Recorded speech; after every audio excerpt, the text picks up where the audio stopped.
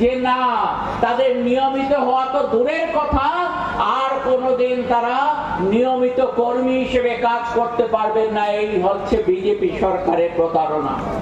এরই বিরুদ্ধে কয়েকজন কর্মী তারা হাইকোর্টে মামলা করেছিলেন, হাইকোর্ট তাদের পক্ষে রায় দেয়নি।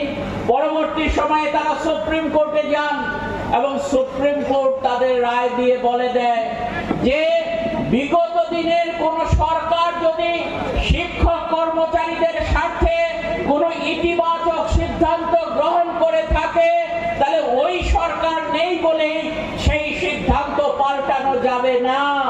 সুপ্রিম কোর্ট রায় দিয়ে বলে দেয় এই যারা আবেদন আমাদের কাছে করেছে নিয়মিত করার জন্য, তাদের আমরা নিয়মিত করার জন্য ত্রিপুরা সরকারের কাছে বলছি তাদের যাতে অনতিবিলম্বে নিয়মিত করা হয়। আর যে সময়টা তারা নিয়মিত বেতন পাননি সেই সময়ের 30% মাইনে যাতে তাদেরকে মিটিয়ে দেওয়া হয়, এই সিদ্ধান্ত সুপ্রিম কোর্ট গ্রহণ করেছে বেশ কিছুদিন হলো। কিন্তু আমরা লক্ষ্য করছি কি, সুপ্রিম কোর্ট একটা নির্দেশ দিলে পর কর্মচারীদের তরফ থেকে এখানে যে সভা সংগঠিত হচ্ছে, এই সভার সভাপতি মণ্ডলীর সাথী সদস্যগণ আজ এই কর্মসূচিতে নানা প্রতিবন্ধকতা মারিয়ে অর্থনৈতিক এবং আরো নানা অসুবিধার মধ্যেও আপনারা যারা এই কর্মসূচিতে সামিল হয়েছেন, আপনাদের সকলকে আমি আমার ত্রিপুরা রাজ্যের গণতান্ত্রিক আন্দোলনের তরফ থেকে, আমার ব্যক্তিগত তরফ থেকে অভিনন্দন এবং শুভেচ্ছা জ্ঞাপন করছি। সাথে আপনাদের যে ন্যায্য দাবি, যে দাবিগুলো নিয়ে এই রাজ্যের জনবিরোধী সরকারের কাছে তাদের সম্বিত ফেরানোর জন্য আপনারা এখানে আসতে বাধ্য হয়েছেন, সেই দাবিগুলোর প্রতিও আমি সমর্থন বা সংহতি জ্ঞাপন করছি। সারা ত্রিপুরায় এই আক্রমণের প্রতিবাদে প্রচন্ড ক্ষোভ মানুষের মধ্যে তৈরি হয়েছে, তার বহিঃপ্রকাশ ঘটেছে। মানুষ ছিচি করছে এবং এই সরকার জনগণের মধ্যে আরো বিচ্ছিন্নতায় ভুগছে। এরকম পরিস্থিতিতে সিআইটির এই যে সাহসী পদক্ষেপ, সেখানে এরা সাহস পায়নি কৃষকদের মতো এই আন্দোলনটাকে দমন করবার জন্য বর্বরিচিত কাদায় আক্রমণ সংগঠিত করা। এটাই হচ্ছে ঐক্যবদ্ধ শক্তির লড়াই সংগ্রাম।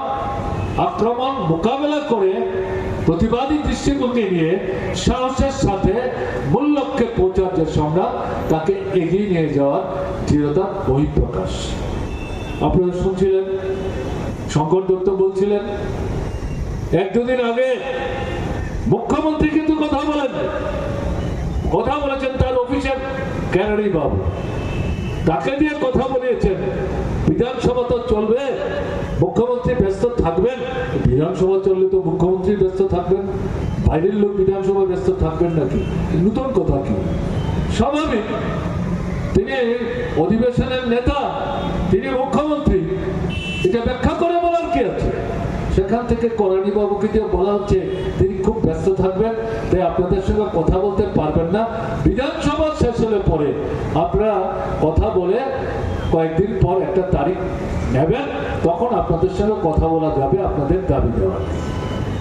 বিধানসভা অভিযানকে আমরা লক্ষ্য করছি এই বর্তমান সরকারের, বিশেষ করে দ্বিতীয় পর্যায়ে যিনি মুখ্যমন্ত্রী হয়েছেন ডক্টর মানিক সাহা, তিনি প্রচন্ড ভাবে ভয় পান।